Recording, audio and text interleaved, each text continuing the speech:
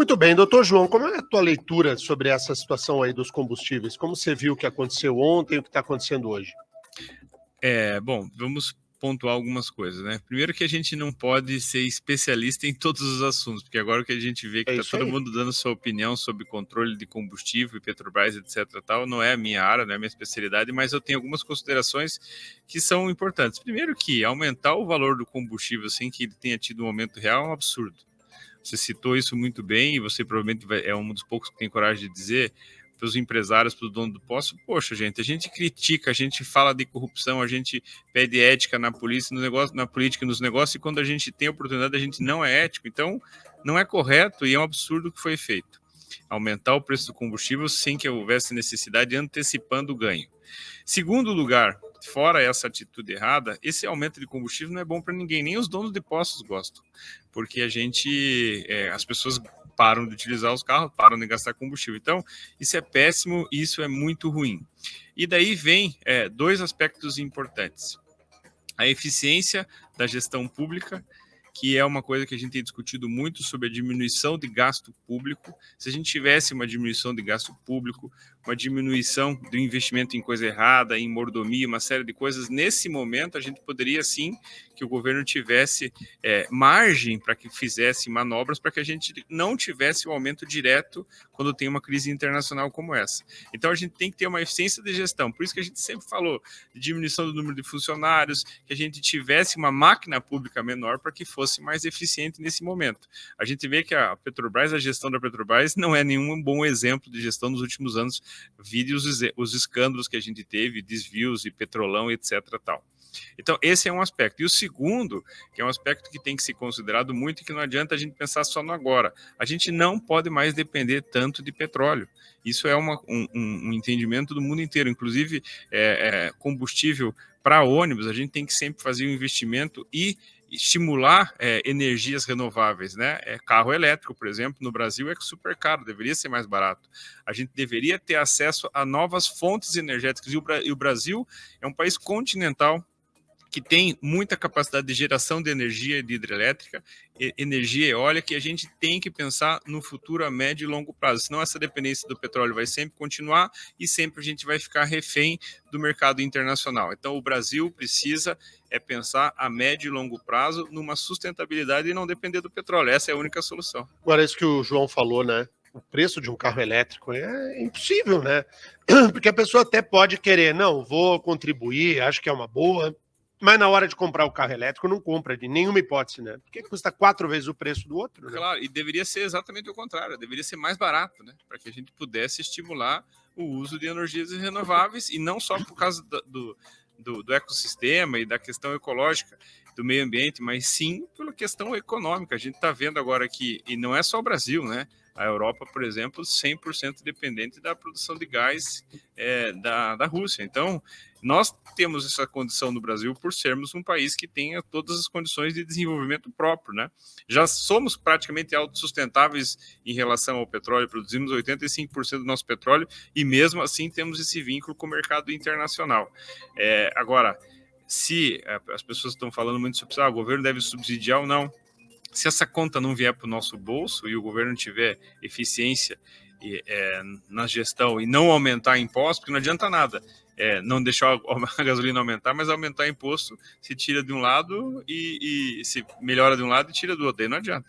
Você tem uma ideia, a Câmara dos Deputados concluiu na madrugada de hoje, na madrugada dessa sexta-feira, a votação do projeto que altera a regra de incidência do ICMS sobre o combustível. O texto prevê que o ICMS, que é um tributo estadual, incidirá sobre os combustíveis uma única vez. Atualmente, o imposto sofre um efeito cascata. Ele é cobrado mais de uma vez ao longo da cadeia de produção dos combustíveis. Então, a Câmara dos Deputados fez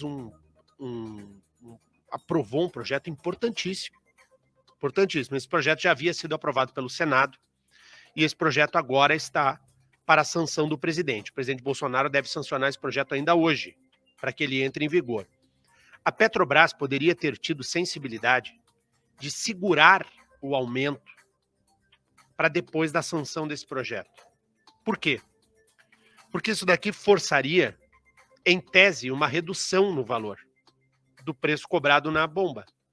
Em tese, forçaria uma redução. Aplica o reajuste, vai aprovar esse projeto. Alguém acredita, João, você acredita que o preço vai baixar por conta da aprovação do projeto agora? Difícil, né? E assim, esse tipo de coisa que a gente não entende. Qual é o benefício de termos aqui no Brasil uma empresa pública com essa gestão, sendo que num momento quanto esse não se pode ter nem um pouco de sensibilidade? Eu ouvi um ouvinte perguntando, poxa, então nós não podemos quebrar a Petrobras, mas a Petrobras pode nos quebrar, né? Poxa, qual é o sentido, então, de termos uma empresa estatal fazendo a administração de todo esse processo, se num momento como esse ela não pode ter essa sensibilidade? Ah, mas tem que ter independência por causa do investidor externo, etc. Então privatiza. Se é uma coisa que não tem nenhuma relação com o Estado, eu concordo, acho que a posição do presidente agora de crítica foi correta, ele deveria realmente insistir, a gente deveria ter evitado esse aumento antes dessa aprovação desse projeto. Agora, eu queria até fazer um elogio aqui para os ouvintes e para as pessoas, na verdade, que no meio de um momento como esse, em crise, as pessoas estão mandando mensagens aqui para o jornal e uma participação massiva, é impressionante, eu achei muito legal, todo mundo informando onde é que está o preço mais barato, onde é que a gasolina está. Isso é o brasileiro, né? Isso é a solidariedade, isso é a pessoa que gosta um do outro e que, apesar de toda essa bagunça, o cara está procurando a gasolina mais barata, mas está avisando a todo mundo aí, mesmo quem não conhece. Então, isso é muito legal. Parabéns a todos os ouvintes. A gasolina mais barata que a gente achou aqui foi no posto Pelanda, na Cidade Industrial, R$ 6,96. É a gasolina mais barata. Tem gasolina R$ 6,99 em Araucária, mas tirando esses dois exemplos, todos os relatos, e foram dezenas e dezenas de relatos que chegaram aqui, tudo gasolina mais de 7 pila. O Pelanda é meu paciente. E ele tem uma rede de postos. Você pode cobrar em gasolina agora. E ele é um cara bem gente fina, viu? E ele que me disse o seguinte, doutor, esse negócio de aumento de combustível para nós, para dono de posto, é muito ruim. Porque afeta muito a nossa venda, é muito ruim. Então eles não gostam. E o Pelanda já imaginei que pudesse ser ele mesmo. Parabéns, né? Aí, o que vai acontecer agora com o João é o seguinte: em vez de pagar no cartão, no dinheiro, convênio, o sujeito vai chegar lá com um galão de gasolina. Toma aqui, 5 litros pela sua consulta. Olha, vai valorizar a consulta do doutor, hein? Não, é brincadeira. Se você quiser seguir mandando mensagens para cá, tá andando de carro por aí, tá vendo o preço da gasolina no posto, pode mandar um relato, a gente faz questão absoluta. Quero chamar o João também para comentar a manifestação dos senadores do Paraná. Os senadores do Paraná ontem foram opinar a respeito dessa questão da gasolina. Solta aí, Rafa, a fala do senador Álvaro Dias, por favor. Nós precisamos ser francos com a população, né? Não gerar falsa expectativa, não vender ilusões. Esses projetos de redução do preço dos combustíveis são projetos eleitoreiros. Eles surgem agora na esteira da campanha eleitoral com um objetivo escuso. Portanto, é preciso ter muito cuidado. Primeiro, esses projetos não impõem nada, não obrigam absolutamente nada. São projetos que autorizam os governadores a reduzir o ICMS do combustível. Mas isso não precisa de projeto autorizando. Os governadores já têm essa prerrogativa. É claro que mexer com tributo é na reforma tributária. Se é necessário reduzir os impostos, e eu considero imprescindível reduzir os impostos, isso se faz com uma reforma tributária de profundidade.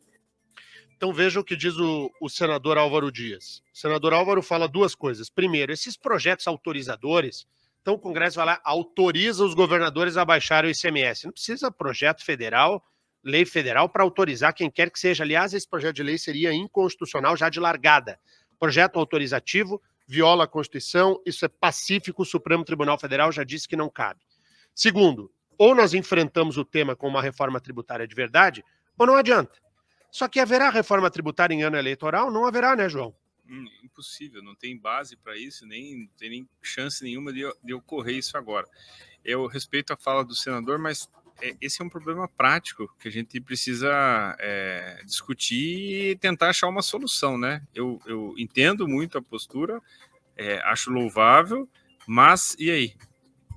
como é que a gente vai fazer para a gasolina não subir? Nós temos que ter alguma alternativa. Não adianta a gente ter só esse discurso. Eu acho muito bom essa postura, claro mas eu entendi o que o João falou, ele está certo. É claro que tem que ter reforma tributária, mas não é só por causa do combustível. A gente precisa de reforma tributária porque precisa a reforma tributária. Mas está 7 e tanto. E aí vai continuar aumentando? E como é que se a guerra ficar mais alguns meses e a gasolina começar daqui a pouco, como diz a projeção, se fosse o dólar pelo valor que se imagina, vai chegar a R$10 rapidinho, e daí? O Brasil vai parar, quer dizer, o mundo, né? Então a gente tem que ter alternativa interna aqui para ter essa gestão de crise. E o Pietro soprou aqui que movimentos de caminhoneiros no Brasil já discutem a possibilidade de uma parada, de uma greve de caminhoneiros, por conta do valor do diesel, que está na estratosfera. Aí, com uma parada de caminhoneiros, aí o caos se estabelece. A gente já experimentou essa situação de uma greve de caminhoneiros, aí não tem condição nenhuma. Aí sim haverá uma escalada de preços que ficará fora de controle. Não subirá apenas o combustível, subirá tudo numa carestia impossível de se controlar. E aí sim entra essa questão eleitoreira que o senador Álvaro Dias também falou. Nesse momento que os adversários do atual presidente mais desejam, né? Pânico e gerar confusão.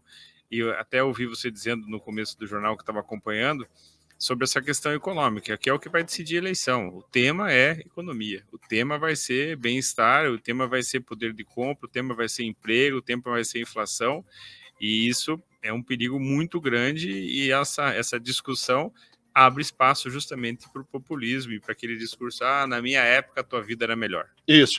A quem serve? Essa fala do João é perfeita, né? A quem serve uma greve de caminhoneiros hoje? A quem interessa? Ao Lula. Claro. O maior beneficiário de uma possível parada de caminhoneiros, porque daí o caos vai se estabelecer no Brasil, servirá a quem? Ao Lula. O que ele dirá? Na minha época não era assim. Vamos voltar como era antes? E aí vai fazer o populismo mais barato e sujo que existe e periga dar certo, né, João?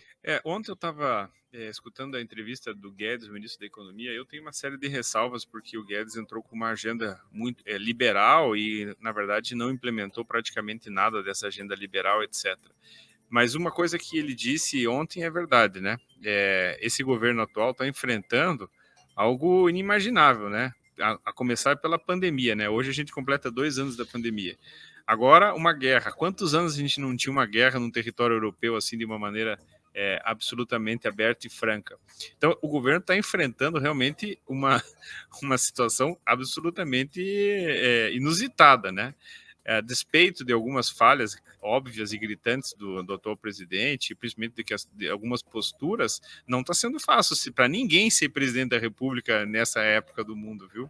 Então a gente tem que avaliar isso muito bem também, porque não é bolinho não, hein? Não, e veja essa questão de fato é incrível. Esse governo, e não estou passando pano não, estou fazendo uma análise que é análise da vida real.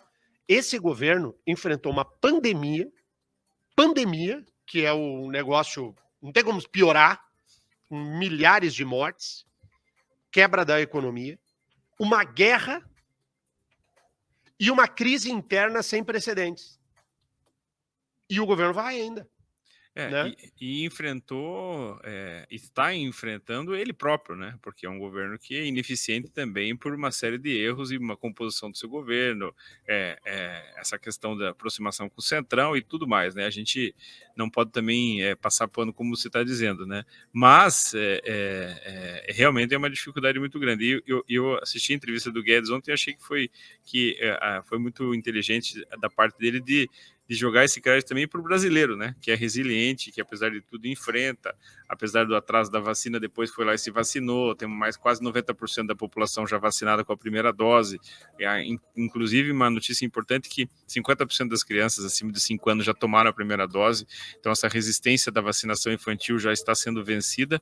Então, apesar de tudo isso, nós ajudamos, né? A população ajuda e ajuda o Brasil a seguir em frente e continua trabalhando, gerando emprego, gerando renda e pagando imposto para que eles possam administrar de uma maneira um pouco melhor o nosso dinheiro, né?